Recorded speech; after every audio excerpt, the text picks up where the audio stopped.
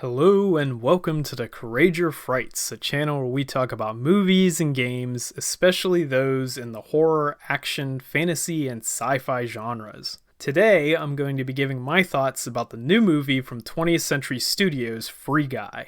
Free Guy is a sci-fi action comedy directed by Sean Levi and stars Jodie Comer, Joe Keery's hair, Deadpool as Ryan Reynolds, and Taika Waititi, which at least in my eyes makes this a spiritual successor to the cinematic masterpiece, Green Lantern. No, I want to see this stuff. You're going to have to show me. Oh, I don't think that's a good idea. Free Guy tells the story of a guy named, Guy, an extremely unimaginative average person who wakes up each day, greets his goldfish, puts on the same clothes, and takes the same route to the bank where he works as a teller. Every day, the bank gets robbed by a new thug, and then afterward, he and his best buddy, a security guard named Buddy, hang out for a bit, and the whole process starts over the next day.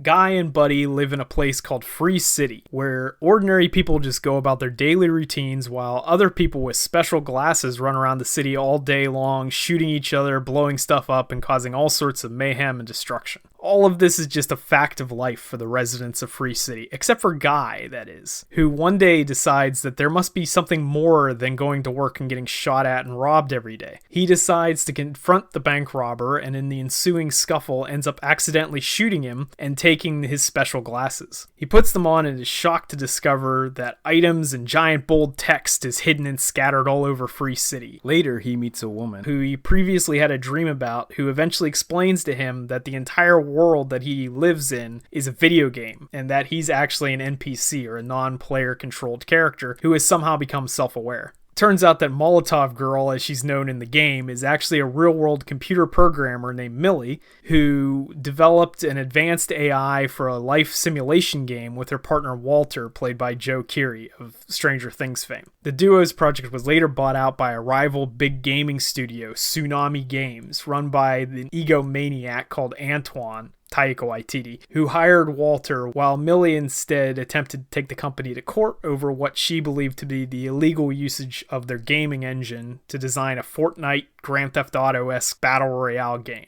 Free Guy was actually developed and mostly filmed prior to the pandemic, which is clear by some of the cameos, as well as pre-Disney purchase of 20th Century Fox, which definitely influenced a couple scenes later in the film, which I thought were particularly funny. Despite being planned to be released more than a year ago, I feel its release now is even more timely considering the recent cavalcade of lawsuits being filed against popular game developer Blizzard Entertainment, which bears more than a passing resemblance to the studio in the movie Tsunami Games, and their predicament in the film. Personally, I found Free Guy to be wildly entertaining and hilariously fun summer movie. I'm a huge fan of Ryan Reynolds, and he really brought his A game here, not only in the film itself, but also the promotional tour leading to and surrounding its release. He has even admitted that this is the most engaged he has been in a project since Deadpool, and it shows. Speaking of which, part of the film's promotion included both him and Taika Waititi reviewing the Free Guy trailer and character as Deadpool and Korg, respectively. One of the reasons he felt so drawn to the film was that it wasn't a prequel, sequel, adaptation, or spin-off, but an actual original idea. A statement made all the more ironic by Disney's recent announcement that they're pursuing a sequel and possible franchise after the success of the first film. The cameos made by several Disney properties towards the end may hint at the direction they want to take the series in the future, as it made it pretty clear that Disney saw the film as a potential launching off point for their very own Ready Player One or Space Jam: A New Legacy. Except,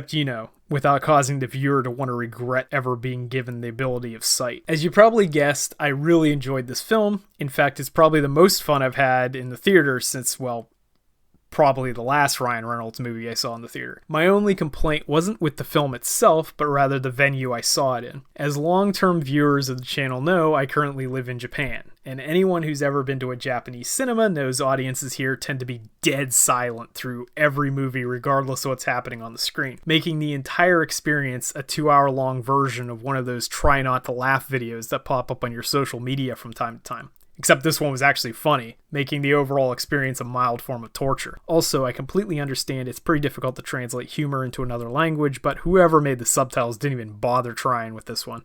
Overall, I highly recommend checking out Free Guy in cinemas if you get a chance. Unless, of course, you live in Japan, then I'd probably just wait for it to come out on Blu-ray or whatever streaming service decides to buy up the rights first. If you saw Free Guy, tell me your thoughts about it in the comments below. And remember, don't have a good day, have a great day. And as always, thanks for watching.